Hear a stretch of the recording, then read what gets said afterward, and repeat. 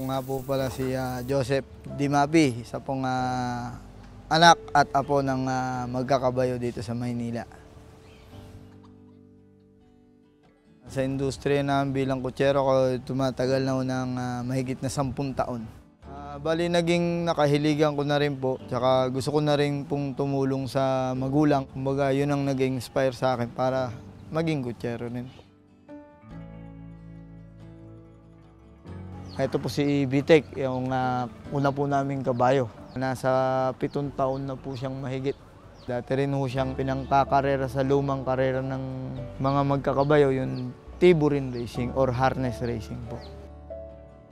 Medyo may kakulitan, gawa nung iba yung estilo ng ginagawa niya rin sa bukid at saka po dito sa Maynila. Kasi dito po sa Maynila, nagtatrabaho siya, nagsasakay siya ng mga tao. Doon po kailangan niya lamang po magpalakas at magpahaba ng hininga para manalo sa mga laban na kanyang tatahakin sa paglaban po ng karera.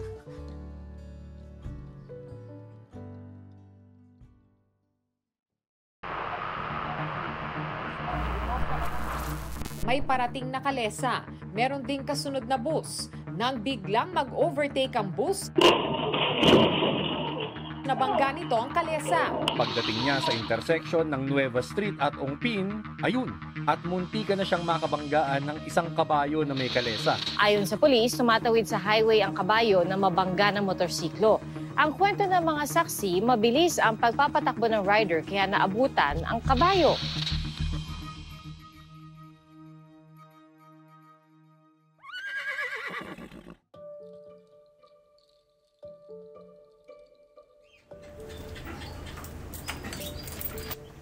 Yung respeto po ng mga sasakyan ay nawawala na po sa hayop. No?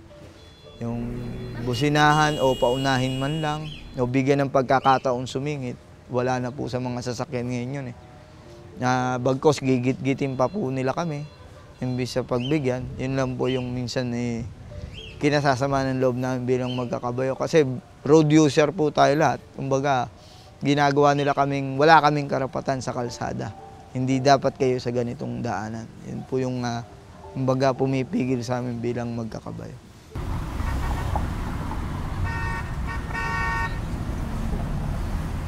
Siyempre, paglalaban ko, ako naman ay nasa tama.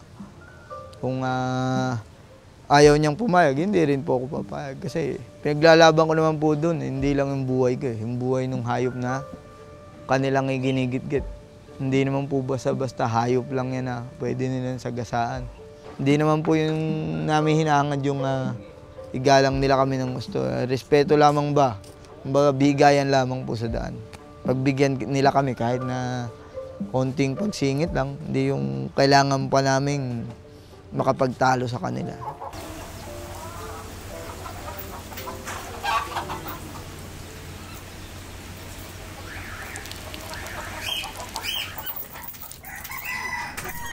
Lahat po ng kabayong gamitin natin, siyempre kailangan may pagmamahal po lagi. Parang aso lang po yan na kasama natin sa bahay. Yun nga lang po, mas malaki sila. No? Batang maliit pa lang, hindi na ako natatakot tumawak ng kabayo. Hindi kagaya po nung ibang bata, pag nakita yung kabayo natatakot. Ako hindi, kasi maaga pa lang ina-introduce na. Hindi man ho akin yung iba, siyempre sinusuklian nila ako ng magandang bagay.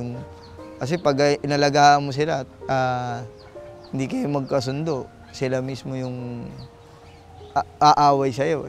Pero pag may provecho namang maganda, ayun, yung kabaitan nila. Base naman po sa pagsasama namin ng dalawa ko pong kabayo, napagkakatiwalaan naman nila ako kasi naalagaan ko naman sila mabuti. Tinuring ko sila hindi isang hayop, isang miyembro ng pamilya na kailangan ng atensyon, pagkain, at oras paglalaanan. Parang tao lang din po, parang sa una magpapakilala ka, aamuin mo sila sa pagkain. Paghihimas, pag-aasikaso, kamukha po ng pagpapaligo, pagpapalit ng sapatos. Lalo to, matampuin to. Pagka nung nakita niya yung isa na dumating, ayun, medyo nagtampo siya, nagalit siya sa akin, lagi siyang nasigaw pag lumalapit ako, parang galit. Yun.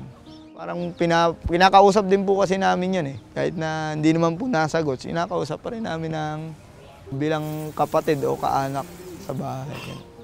Nakita po nila yung timba, ayun, alam nila, kakain na naman sila. Ibang tao din, sabi nila, pagka yung naglolo ko yung kabayo, siyempre medyo nasasaktan namin dahil lumalaban. Hindi po lahat ng kabayo mabait, hindi rin po lahat ay salbahe. Meron naman pong kabayong gumagana yung utak nila bilang kabayo. Ang akala nila sa ibang kabayo ay babae.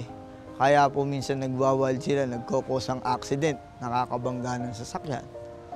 Which is yun naman po yung hindi alam ng iba. Yung iba naman po, akala minamaltrato namin yung hayop pag nakatulog. Kasi meron po silang minsan tendency na nakaparada, malamig ang panahon, bigla na lang po silang bumabagsak. Ang akala naman po ng iba, pinababayaan at minamaltrato namin. Hindi po nila alam, sa sobrang sarap ng pakiramdam, sa lamig minsan ng panahon, sila po yung nare-relax. Kumbaga, nadadaan po sa biglang pagkatulog, biglang pagkatumba, kahit na meron pong kargang kalesa. It reminds me of what you can see in Spain, for instance. It's quite interesting to be here in Asia and the Philippines with the humidity and everything, and still have this feeling of being close to France, in Europe, in Spain, where you would see those horses around. So it's quite impressive. Hello, mga girl. Ride the horse. Tramuros tour.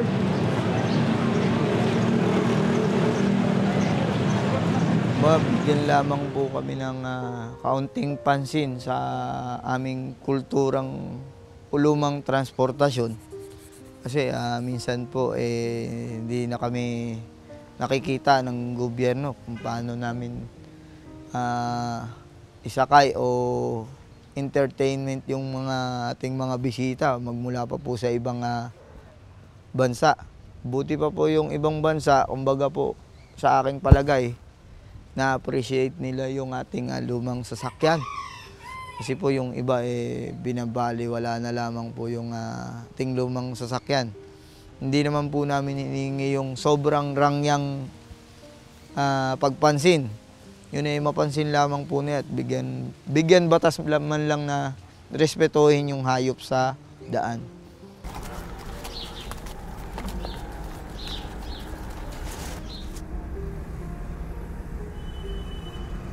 Message ko lang siguro, no, sa mga batang mahilig sa hayop o sa kahit anong hindi man kabayo o kahit anong hayop.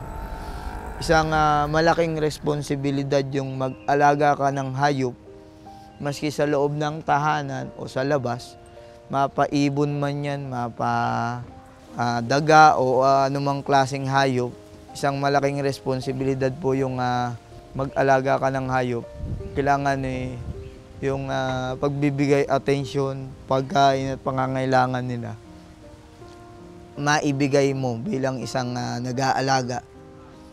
At ikay naman huwag mag-aalala kasi yun ay isusuklian nila ng isang magandang asal na hindi mo makakalimutan at tatanim sa puso't damdamin mo na itong kabayo na to binigyan ka o kahit anong hayop mapapamahal sa'yo.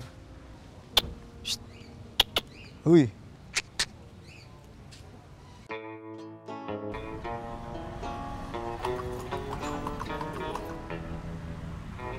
Magandang araw po sa inyo lahat. Ako po si Joseph, isa po sa mga kutsero dito sa Intramuros. Halina, punta na kayo sa ating makasaysayang lugar at sakay sa ating lumang sasakyan.